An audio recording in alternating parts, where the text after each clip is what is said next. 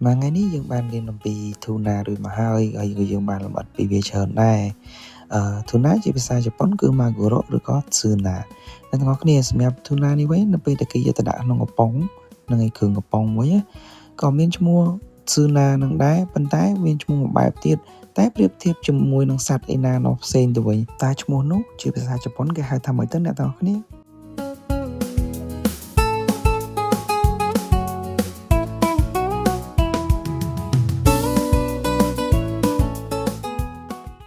បាទជំរាបសួរនិងសួស្តីទៅកាន់អ្នកដែលកំពុងតែទស្សនាវីដេអូនេះទាំងអស់គ្នាជាពិសេស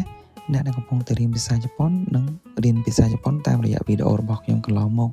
និងអ្នកទាំងអស់គ្នាយើងបានរៀនច្រើនណាស់អំពី Tuna អញ្ចឹងជាភាសាជប៉ុនគឺ Maguro ឬក៏យើងអានតាមបែបអង់គ្លេសក៏បានដែរគឺ Tsuna នឹងអ្នកទាំងអស់គ្នាថ្ងៃនេះយើងរៀនអំពី Tuna កំប៉ុងម្ដងសាច់ Tuna ក្នុងកំប៉ុងអញ្ចឹងណាគេដាក់វាក្នុងកំប៉ុង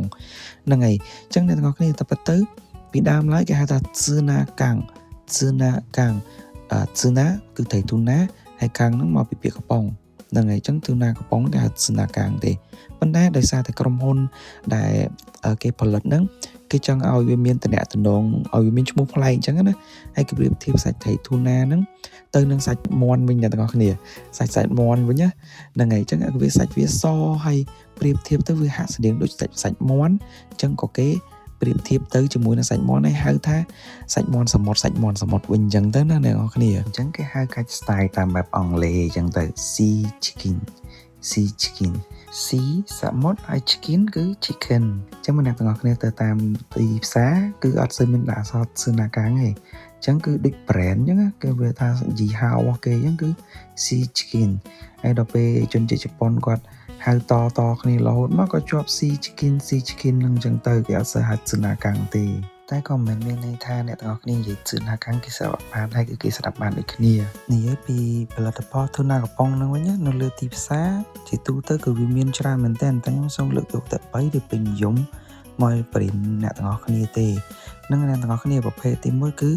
sea chicken fancy ប្រភេទ fancy អ្នកទាំងអស់គ្នាបន្ទាប់មកទី2គឺ L flag ហ្នឹងអ្នកទាំងអស់គ្នាបន្ទាប់មកប្រភេទទី3គឺ Marudo អញ្ចឹង3ហ្នឹងគឺពេញនិយមនៅលើទីផ្សារជាងគេហ្នឹងអ្នកទាំងអស់គ្នាបើសិនបើអ្នកទាំងអស់គ្នាទិញប៉ះ fancy ហ្នឹងប្រហែលអាចនឹងថ្លៃជាងគេដោយសារតែ fancy ហ្នឹងគឺយកអាដុំសាច់វាធំហ្នឹងយកមកប្រើញាត់ចូលក្នុងកំប៉ុងហ្នឹងតែម្ដងហ្នឹងគេជាប្រភេទ fancy វាទំនើបវាលយឆាយវាថ្លៃអញ្ចឹងណាអ្នកគ្នាសម្រាប់ fancy បន្ទាប់មកគឺប្រភេទ air flag គឺ air flag គឺហ្នឹងវាថាដូចសាច់ត្រី Tuna គេយកទៅឈូសអញ្ចឹងវារៀងម៉ត់វារៀងកតិចល្អិតជាង fancy ហ្នឹងអញ្ចឹងតម្លៃវាក៏វាធូរទៅតាមនោះដែរអ្នកទាំងអស់គ្នាបន្ទាប់មកចុងក្រោយគេគឺ Marudo តែពិតទៅ sea chicken ដែរប៉ុន្តែតែពិតទៅវត្ថុធាតុដើមវាគឺត្រី Katsuo អ្នកទាំងអស់គ្នាដែលភាសាអង់គ្លេសហៅ bonito ខ្មែរយើងហៅ Katsuo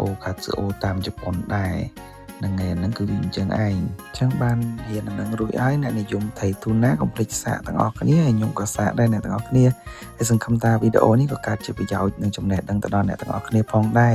អរគុណច្រើនដែលបានទស្សនាវីដេអូនេះសូយគីណែ